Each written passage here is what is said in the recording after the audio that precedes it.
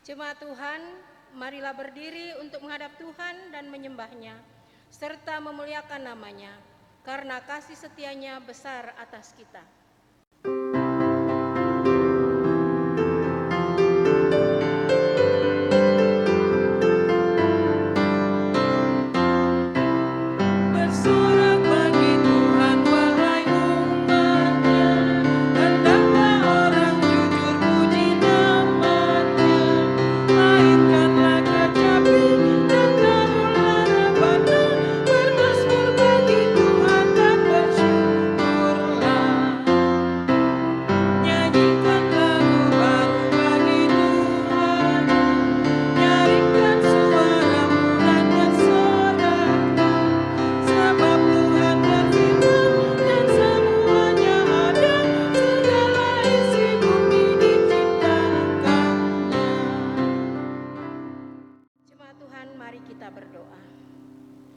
Allah Bapa kami, Sang sumber napas kehidupan seluruh umat manusia, yang kami sembah dan puji di sepanjang kehidupan kami.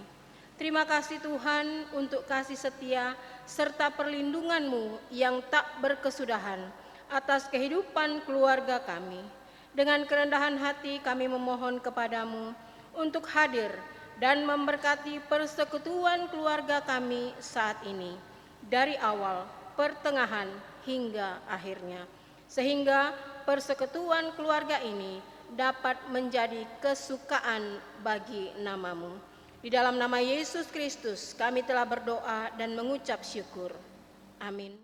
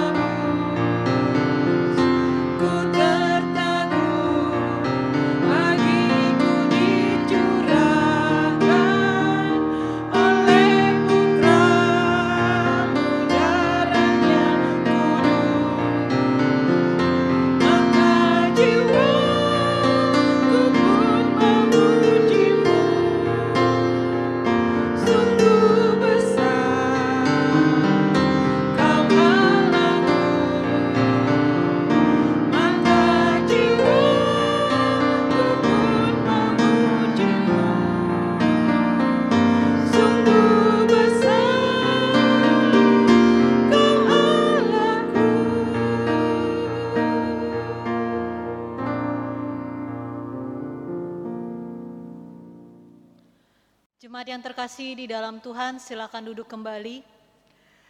Kita masuk ke dalam doa mohon bimbingan Roh Kudus. Mari kita bersatu di dalam doa. Ya Allah Bapa kami yang bertahta di dalam kerajaan sorga, terpujilah nama-Mu Tuhan yang kami sembah dan puji di sepanjang kehidupan kami. Terima kasih banyak ya Bapa, karena sepanjang hari mulai dari kami terbangun sampai detik ini, Engkau masih memberikan kami kesehatan yang baik, waktu yang baik, sehingga kami boleh bersama keluarga kami di rumah kami masing-masing, ataupun kami yang beribadah secara sendirian. Kiranya firman-Mu yang sebentar lagi kami akan renungkan Tuhan, dapat menjadi kekuatan untuk kami senantiasa setia mengikuti Engkau, dan tidak sekedar kami dengar, tidak sekedar kami mengerti, tapi dapat kami laksanakan di dalam kehidupan kami sehari-hari. Berkati juga hamba-Mu ya Bapa, biarkan Roh Kudus-Mu boleh berdiam di dalam setiap diri jemaat-Mu dan diri hamba yang akan menyampaikan firman-Mu. Biarkan setiap perkataan yang hamba-Mu ucapkan, itu adalah sesuai dengan kebenaran firman-Mu. Bersabdalah ya Bapa, karena kami siap untuk mendengarkannya. Di dalam nama Yesus Kristus kami telah mengucap syukur dan berdoa. Amin. Jemaat Tuhan, marilah kita berdiri untuk mendengarkan firman Tuhan yang dibacakan dari Alkitab, yang terambil dari Kisah Para Rasul pasalnya yang ke-20, ayatnya yang ke-7 sampai dengan yang ke-12. Firman Tuhan berkata, pada hari pertama dalam minggu itu, ketika kami berkumpul untuk memecah-mecahkan roti, Paulus berbicara dengan saudara-saudara di situ, karena ia bermaksud untuk berangkat pada keesokan harinya. Pembicaraan itu berlangsung sampai tengah malam. Di ruang atas, di mana kami berkumpul, dinyalakan banyak lampu. Seorang muda yang bernama Eutikus duduk di jendela. Karena Paulus amat lama berbicara, orang muda itu tidak dapat menahan kantuknya. Akhirnya, ia tertidur lelap dan jatuh dari tingkat ketiga ke bawah. Ia merebahkan diri ke atas orang muda itu ke bawah. Ketika ia diangkat orang, ia sudah mati. Tetapi Paulus turun ke bawah. Ia merebahkan diri ke atas orang muda itu, mendekapnya dan berkata, "Jangan ribut, sebab ia masih hidup." Setelah kembali di ruangan atas, Paulus memecah-mecahkan roti lalu makan. Habis makan, masih lama lagi ia berbicara sampai fajar menyingsing. Kemudian ia berangkat. Sementara itu mereka mengantarkan orang muda itu hidup ke rumahnya, dan mereka semua merasa sangat terhibur. Demikianlah firman Tuhan. Terpujilah Kristus. Haleluya.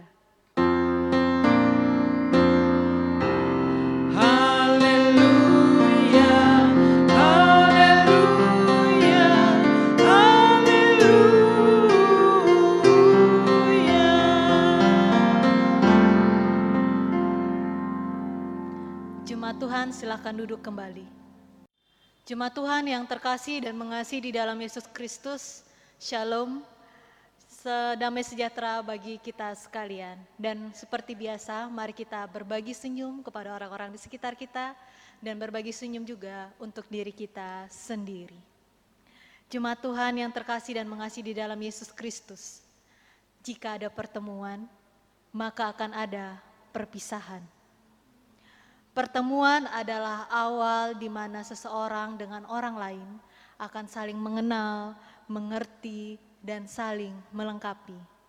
Sedangkan perpisahan adalah sebuah momen yang mengharukan bagi setiap orang yang akan berpisah dengan orang lain, terkhususnya orang-orang terdekatnya. Tapi saya yakin dan percaya Bapak, Ibu, dan saudara-saudari yang ada di rumah akan setuju dengan saya. Baik perpisahan sementara maupun perpisahan selamanya dalam arti duka cita, karena kita harus berpisah dengan orang-orang yang kita kasihi karena kembali ke pangkuan Bapa di sorga. Kedua bentuk perpisahan ini pasti akan sama-sama berat untuk dilakui atau dilalui oleh seseorang. Di sisi lain, perpisahanlah yang justru mengajarkan kita untuk menghargai setiap momen yang kita lewati bersama-sama dengan orang yang kita kasihi. Namun, bagaimana jika pertemuan dan perpisahan yang harus kita lewati justru mengandung suatu penghiburan? Lah, kok bisa Vikaris? Bagaimana? Atau tidak mungkin ada perpisahan yang menghiburkan, tetapi saya mengatakan perenungan kita saat ini ingin mengajak kita pada sebuah perpisahan yang menghiburkan. Jemaat Tuhan yang terkasih dan mengasihi di dalam Yesus Kristus, jika kita sekalian membaca perenungan sesuai dengan Sabda Bina Umat di pagi hari, yang terambil dari Kisah Para Rasul 20 ayat yang pertama sampai dengan yang ke-6 akan terasa lebih mudah, akan memudahkan kita untuk mengerti lebih dalam tentang perenungan kita di malam hari ini, karena ini merupakan lanjutan dari perenungan di pagi hari. Pagi hari, ayat yang ke-7 sampai dengan yang ke-12. Dan konteks yang digambarkan dalam perenungan firman Tuhan kita saat ini ialah ketika Paulus berada di Makedonia, sesudah keberangkatannya dari Efesus dan sebelum keberangkatannya di Korintus. Sehingga dalam pasalnya yang ke-20 ini dijelaskan bahwa sebelum Paulus berpisah dengan murid-muridnya dan jemaat-jemaatnya, terkhususnya pada murid-muridnya, Paulus memberikan kenangan terindah kepada murid-murid ataupun jemaat yang akan ditinggalkannya. Mari kita lihat beberapa kenangan terindah yang ingin ditinggalkan oleh Paulus kepada murid dan jemaatnya. Yang pertama, Paulus memulihkan luka batin dan trauma atas para murid-muridnya. Saya ingin mengajak kita sekalian untuk melihat dari ayatnya yang pertama sampai dengan yang ke-6, di mana ayat tersebut menjadi titik berangkat dari pertemuan antara Paulus dengan saudara-saudaranya di Troas. Sebelumnya perlu kita ketahui bahwa di pasalnya yang ke-19, Paulus bersama-sama dengan muridnya sedang berada dalam situasi yang tidak menyenangkan akibat adanya perpecahan di antara jemaatnya yang di Efesus, jemaat di Efesus yang kemudian tanpa sadar memberikan luka batin dan trauma di dalam diri para muridnya. Sebagai guru tentunya Paulus ingin memberikan kesan yang baik, memberikan kenangan yang terindah agar murid-muridnya ketika berpisah dari Paulus pun murid-muridnya tidak seperti anak kehilangan induknya, tetapi mereka tetap bisa melakukan tugas pelayanan mereka sekalipun tidak ada Paulus di sisi mereka. Paulus memberikan semangat kepada para murid-muridnya dan membangkitkan atau mengajak para muridnya untuk bangkit dari keterpurukan, untuk bangkit dari situasi yang memilukan dan memberikan mereka keyakinan yang teguh untuk senantiasa setia di dalam pelayanan. Sekalipun di dalam proses pelayanan yang murid-murid itu dilakukan, murid-murid mereka lakukan, akan menemukan yang namanya penolakan, terusir, tidak diterima ataupun dicaci maki sekalipun. Dan situasi yang tidak menyenangkan inilah yang harus siap dilakoni, harus siap diemban oleh para muridnya. Sehingga sebelum Paulus pergi, ia ingin agar para murid-muridnya siap melakukan tugas pelayanan itu, di mana kondisi mereka, suatu kondisi yang akan Paulus tinggalkan adalah kondisi para muridnya luka batin dan trauma mereka sudah pulih. Yang kedua, kenangan terindah yang ditinggalkan oleh Paulus, yaitu mengajar, melayani, perjamuan kudus dan melakukan mukjizat. Hal kedua ini terjadi ketika Paulus tiba di Troas, atau tepatnya sesuai dengan perundangan kita saat ini di ayat yang ke-7 sampai dengan yang ke-12. Dan selama 7 hari lamanya di ayat yang ke-6, Paulus berada di Troas bukan hanya untuk berjumpa, sapa, bertegur sapa, tetapi ada tugas, ada misi khusus yang ingin dilakukan oleh Paulus kepada saudara-saudaranya yang berada di Troas. Dan kalau kita mencoba lihat di ayat yang ke-6, ada beberapa saudara yang disebutkan yang ditemui oleh Paulus di Troas, yang bernama Sopater, anak Pirus dari Berea, Aristarkus dan Sekundes dari Tesalonika, Gaius dari Derbe, dan Timotius, Tikikus, dan Trofimus dari Asia. Dan saudara-saudara inilah yang ingin dijumpai oleh Paulus dan akan melakukan percakapan di Troas. Dan tidak hanya, sebuah kejutan pun diterima oleh Paulus yang akan diberikan oleh Allah. Tidak hanya sekedar mengajar, melayani perjamuan kudus, tetapi Allah memberikan kejutan pada Paulus dalam percakapannya di Troas, yaitu sebuah mukjizat. Mari kita perhatikan mulai dari ayatnya yang ke-7 sampai ayatnya yang ke-8. Jika kita mengacu pada kitab 1 Korintus pasalnya yang ke-16, ayatnya yang kedua, maka kita akan menemukan bahwa Paulus melakukan Kegiatan tersebut mengajar dan melayani perjamuan kudus itu pada hari pertama minggu. Dan saat itulah jemaat berkumpul. Paulus mengajar dan melakukan perjamuan kudus di hari minggu pertama pada saat itu. Dan banyak sekali di luar dari ekspektasinya ternyata ada jemaat yang sudah siap sedia menunggu dirinya. Karena kita sama-sama mengetahui bahwa Paulus itu cukup terkenal di dalam suratnya. Bahkan pemberitaannya pun sangat terkenal di seluruh kalangan jemaat pada saat itu. Dan situasi yang terjadi, menariknya Bapak Ibu, situasi yang sedang terjadi yang ada pada saat itu adalah malam hari. Dan jangan kita bayangkan bahwa situasi malam hari pada saat itu sama dengan kita. Kita punya lampu yang terang atau kalau mati lampu pun ada genset. Tetapi di situasi saat itu tidak ada yang namanya lampu benderang seperti ini, lampu pijar. Adanya lampu minyak. Sehingga asap yang mengepul, asap yang naik dari lampu minyak itu kerap kali membuat orang-orang di sekitar mereka mengantuk. Dan yang mengantuk pada saat itu adalah seorang muda yang bernama Eutikus. Mohon maaf, bernama Eutikus. Mari kita lihat di ayatnya yang ke-9 sampai yang ke-12. Dalam ayat-ayat ini digambarkan bahwa Eutikus awalnya semangat nih mau mendengarkan Paulus berkhotbah.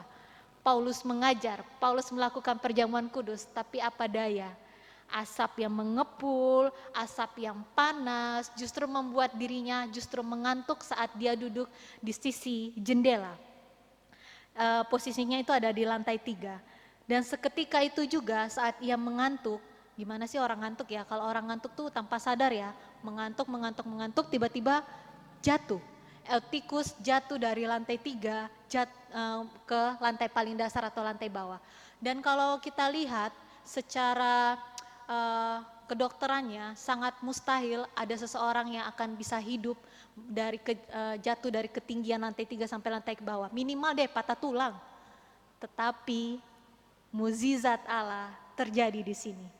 Ketika seluruh jemaat kaget saat sedang asik nih melihat atau mendengarkan Paulus mengajar, Eutikus jatuh, blek, jatuh di lantai bawah.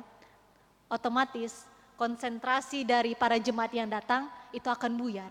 Mereka berbondong-bondong datang dan melihat, Eutikus bangun, Eutikus bangun. Ternyata mereka mendapati Eutikus sudah mati.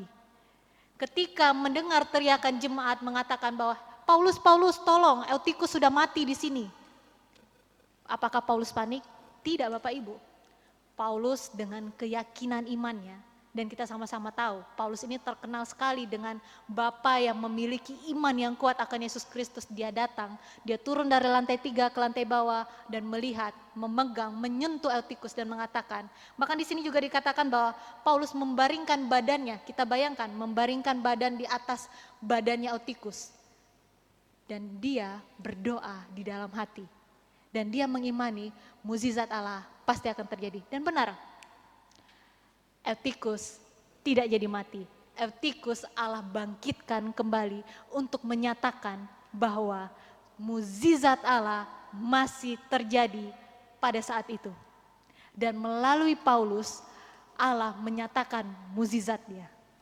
Sehingga Paulus mengatakan di ayatnya yang ke-10, jangan ribut, sebab ia masih hidup. Bayangkan Bapak Ibu. Kita bisa bayangkan jemaat pada saat itu pasti tercengang-cengang dan kayak, enggak kok tadi mati kok, saya pegang, saya goyang-goyang enggak ada reaksi, kok tiba-tiba hidup ya. Reaksi inilah yang akhirnya membuat mereka terbuka mata batin mereka, membuka pikiran mereka bahwa semua pengajaran yang diajarkan oleh Paulus itu benar dan amin. Dan itulah yang ingin Allah lakukan, yang ingin Allah berikan kepada Paulus di kenangan terindahnya kepada para murid dan kepada jemaatnya. Sehingga ada 2 kenangan yang ditinggalkan Paulus, yaitu memulihkan trauma dan luka batin murid-muridnya. Yang kedua adalah mengajar, melakukan perjamuan kudus, melayani dan melakukan mukjizat melalui seorang muda yang bernama Eutikus. Demikianlah firman Tuhan ditafsirkan bagi kita sekalian. Jemaat Tuhan yang terkasih dan mengasihi di dalam Yesus Kristus. Jika kita melihat secara mendalam, Sebenarnya kehadiran Paulus di Troas ini tidaklah berlangsung lama, hanya sekitar 7 hari digambarkan di sini. Namun dapat memberikan kesan mendalam bagi jemaat yang melihat dan mendengarkan pengajarannya. Sehingga ketika Paulus beranjak dari Troas menuju Miletus, Bapak Ibu bisa membaca di ayatnya yang ke-13, Paulus melanjutkan perjalanannya ke Miletus, dirinya berpisah dengan memberikan kesan yang baik dan mendalam kepada jemaat-jemaat yang hadir pada saat itu. Percakapan melalui pengajaran akan Yesus Kristus dan peristiwa bangkitnya Eutikus dari kejatuhannya dari lantai 3 kemudian lantai dasar justru memberikan kenangan dan memberikan penguatan baru kepada murid-muridnya. Sehingga melalui perenungan firman Tuhan kita di saat ini ingin mengajak kepada kita sekalian bahwa melalui Paulus kita diperlihatkan bagaimana kualitas pertemuan dan perjumpaan kita sebagai seorang pelayan Tuhan dengan jemaatnya. Ingin melihat bahwa kualitas pertemuan dan perjumpaan seseorang tidak ditentukan oleh siapa dan tidak ditentukan bagaimana latar belakangnya, bagaimana kehidupannya di masa lalu, tetapi apa yang sudah ia dapat berikan dan apa yang sudah ia peroleh. Bapak Ibu yang terkasih di dalam Yesus Kristus, baik saya pun yang akan juga sebentar lagi juga akan berpisah dengan Bapak Ibu terkhususnya di Jemaat GPIB Peniel. Saya sudah menerima berbagai macam pembelajaran terkhususnya. Tidak hanya pembelajaran, tidak hanya materi, tidak hanya tentang pelayanan, tetapi saya pun juga menerima yang namanya kasih sayang dan diterima sebagai keluarga dari jemaat-jemaat, terkhususnya jemaat GPIB Peniel. Dan inilah yang bisa saya terima. Maksudnya dalam arti, jikalau Paulus ingin menekankan kualitas dan perjumpaan dan pertemuan itu dilihat dari apa yang sudah diberikan dan apa yang sudah didapatkan, maka itu yang sudah saya terima. Saya sudah mendapatkan, saya sudah memberikan pelayanan saya selama 1 tahun di sini, memberikan pelayanan yang terbaik dengan segala bentuk kekurangan yang ada di dalam diri saya. Dan saya juga sudah mendapatkan yang namanya kasih sayang, cinta kasih, dan pembelajaran yang sangat berharga, baik dari segi pelayanan maupun kehidupan Bapak Ibu yang suka bercerita kepada saya. Dan biarkanlah Bapak Ibu yang terkasih, rasa syukur ini dapat menjadi gambaran atau mewakili bagaimana bentuk pertemuan yang sesungguhnya yang disampaikan oleh Paulus melalui perenungan firman-Nya di malam hari ini. Dan biarlah dalam pertemuan yang berujung dalam perpisahan ini pun, baik Paulus maupun saya yang akan berpisah dengan jemaat Bapak Ibu yang terkasih dalam waktu beberapa minggu ke depan, dapat senantiasa memberikan kesan yang baik, positif, dan bermakna bagi kita sekalian dan terkhususnya bagi diri kita sendiri. Kiranya Tuhan Yesus Kristus Sang Bapa Surgawi senantiasa menjaga dan memberkati kehidupan kita, dan saat kita bertemu di suatu hari nanti dan dimanapun itu kita bisa saling bertegur sapa dan bertukar cerita mengatakan bahwa Tuhan Yesus sungguh baik di dalam kehidupan kita. Amin.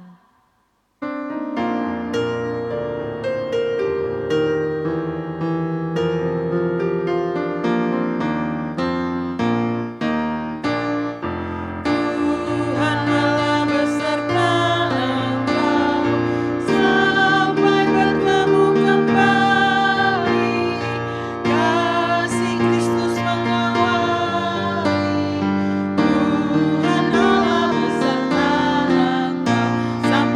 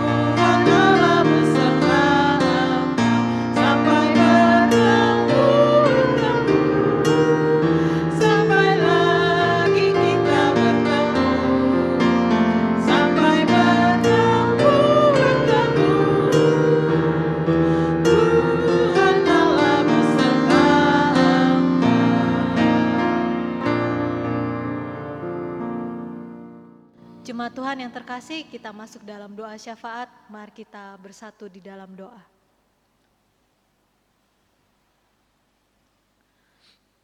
Ya Tuhan, yang baik dan sungguh baik, teramat baik dalam kehidupan kami. Terima kasih melalui perenungan firman-Mu di saat ini.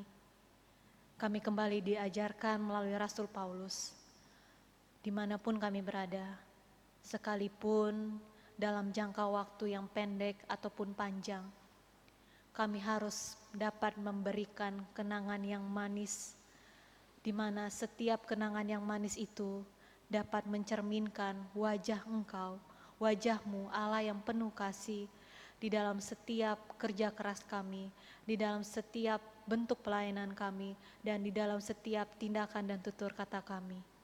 Sehingga di mana ada pertemuan dan perpisahan, dan di saat perpisahan itu terjadi, kami boleh berpisah dengan penuh sukacita.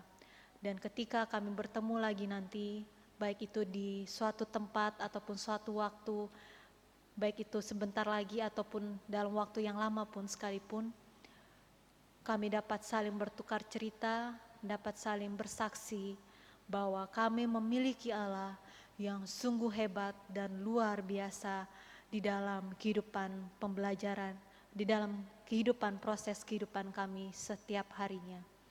Terima kasih banyak ya Bapa, dan kami membawa ke dalam tangan-Mu seluruh kehidupan kami. Ampuni kami Tuhan, jikalau kami masih belum bisa memberikan pelayanan yang maksimal. Ampuni kami Tuhan, jikalau dalam tutur kata dan tindakan kami masih sering menyakiti hati sesama kami. Biarkanlah melalui perenungan-Mu saat ini Tuhan, kami boleh belajar dari Rasul Paulus untuk dapat menjadi garam dan terang bagi orang-orang di sekitar kami. Kami serahkan juga ke dalam tangan-Mu Tuhan, seluruh kehidupan para pelayan-Mu, Bapak Pendeta Nyoman Jepun, keluarganya, Ibu Milka, Stefan dan Kenan, penatua, diaken, pemandu lagu, organis, sound system, karyawan kantor, koster, tim IT, tim kreasi, pengambil gambar ataupun yang akan mengedit, vikaris, tolong Kau berkati semuanya Tuhan. Jeripaya lala kami tidaklah sia-sia.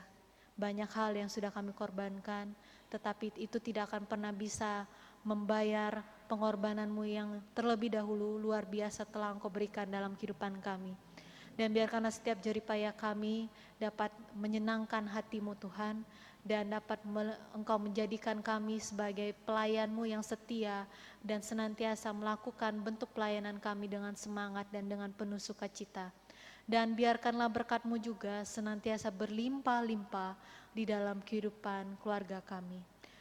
Terima kasih banyak ya Bapa kami yang baik, dan kami serahkan kembali ke dalam tangan-Mu seluruh kehidupan jemaat kami, baik jemaat tetap GPIB Peniel maupun jemaat simpatisan, baik kami juga yang masih mengalami kelemahan tubuh, baik kami juga yang masih menantikan jawaban atas setiap doa kami yang terpuruk karena perekonomian, kami yang dilanda kegagalan akan suatu pekerjaan kami yang mengalami kemunduran, kami yang mengalami patah hati, sakit hati, kekecewaan sekalipun. Oh Tuhan, pulihkanlah setiap anak-anak-Mu yang terluka. Seperti halnya Rasul Paulus yang mampu Engkau pakai sebagai alat-Mu memulihkan luka batin murid-muridnya, maka kami yakin dan percaya Engkau pun sebagai Bapa kami sanggup memulihkan anak-anak-Mu. Terima kasih banyak ya Bapa, seluruh kehidupan kami selama seminggu ke depan kami serahkan hanya ke dalam tangan-Mu Tuhan. Biarkanlah kami dapat menjadi wajah-wajah-Mu yang dapat menyebarkan cinta kasih-Mu kepada orang-orang di sekitar kami melalui tindakan dan tutur kata kami yang berkenan di hadapan-Mu. Dan kami pun dapat senantiasa menjadi pelaku penyebaran Injil-Mu di dalam setiap lingkungan kerja kami, lingkungan masyarakat, maupun di dalam kehidupan berkeluarga kami. Inilah doa kami yang jauh pada sempurna Tuhan, kami serahkan semuanya ke dalam tangan-Mu, dan tak lupa juga ya Tuhan, kami membawa ke dalam tangan-Mu terkhususnya Jedan, anak kekasih kami yang beberapa hari lalu melakukan percakapan dengan kami. anak ini sangat spesial Tuhan. Tuhan, tolong Engkau tahu anak ini selalu semangat untuk mengikuti peribadahan-Mu. Ia mau bernyanyi, ia mau menyampaikan firman-Mu Tuhan. Biarkanlah di kekurangannya ini Tuhan, Engkau boleh sempurnakan. Engkau berkati pertumbuhannya Tuhan, Engkau berkati orang-orang tuanya, berkati orang-orang di sekitarnya, keluarganya, kakak-kakak dan adik-adiknya Tuhan. Biarkanlah keluarga ini menjadi support system yang baik, menjadi semangat yang baik bagi Jaydan Tuhan. Dan apapun yang ia impikan di masa mendatang, di masa pertumbuhannya, tolong Engkau berikan impian yang baik dan Engkau memberkati agar boleh tercapai sesuai yang ia inginkan dan sesuai juga dengan rancangan-Mu. Terima kasih ya Bapa, inilah doa kami yang kami alaskan di dalam nama-Mu putra-Mu Yesus Kristus yang sudah mengajar kami berdoa secara bersama-sama. Bapa kami yang di sorga, dikuduskanlah nama-Mu, datanglah kerajaan-Mu, jadilah kehendak-Mu di bumi seperti di sorga. Berilah kami pada hari ini makanan kami yang secukupnya, dan ampunilah kami akan kesalahan kami, seperti kami juga mengampuni orang yang bersalah kepada kami. Dan janganlah membawa kami dalam pencobaan, tetapi lepaskanlah kami daripada yang jahat.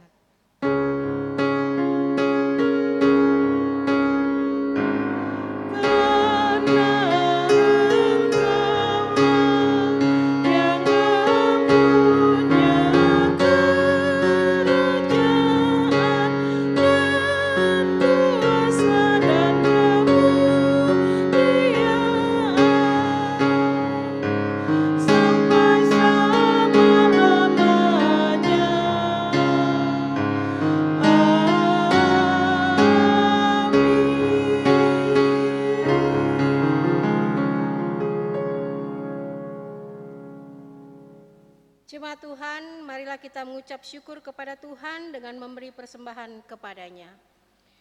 Ingatlah firman Tuhan dari kitab Mazmur 119 ayatnya yang ke-108 yang menyatakan, kiranya persembahan sukarela yang berupa puji-pujian berkenan kepadamu ya Tuhan, dan ajarkanlah hukum-hukum-Mu kepadaku. Demikianlah firman Tuhan. Tuhan memberkati saudara dan persembahan saudara.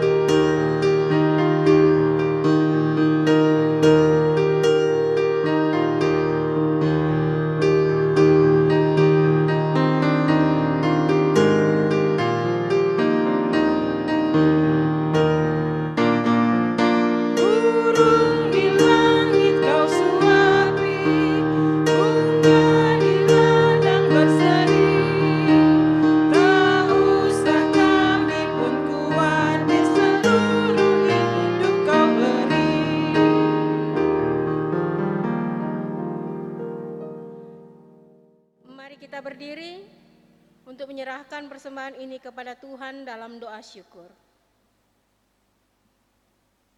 Kami bersyukur kepadamu ya Tuhan untuk limpah kasih dan pemeliharaan-Mu sampai saat ini.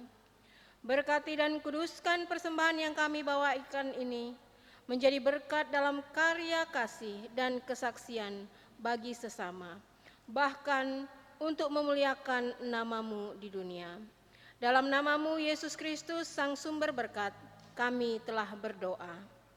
Amin. Jemaat Tuhan masih tetap berdiri, kembalilah ke dalam kehidupan kita sehari-hari, lakukanlah firman Tuhan yang sudah kita renungkan bersama-sama. Dalam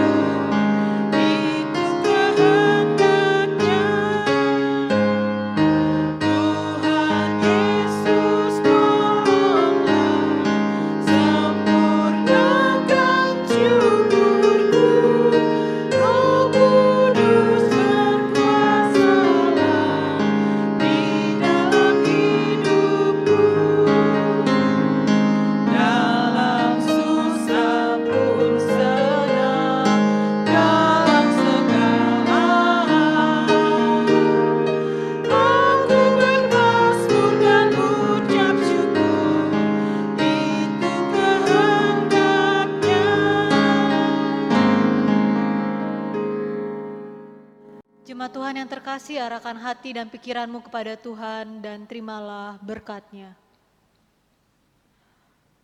Pertolonganku ialah dari Tuhan yang menjadikan langit dan bumi. Matahari tidak menyakiti engkau pada waktu siang, atau bulan pada waktu malam. Tuhan akan menjaga keluar masukmu dari sekarang sampai selama-lamanya.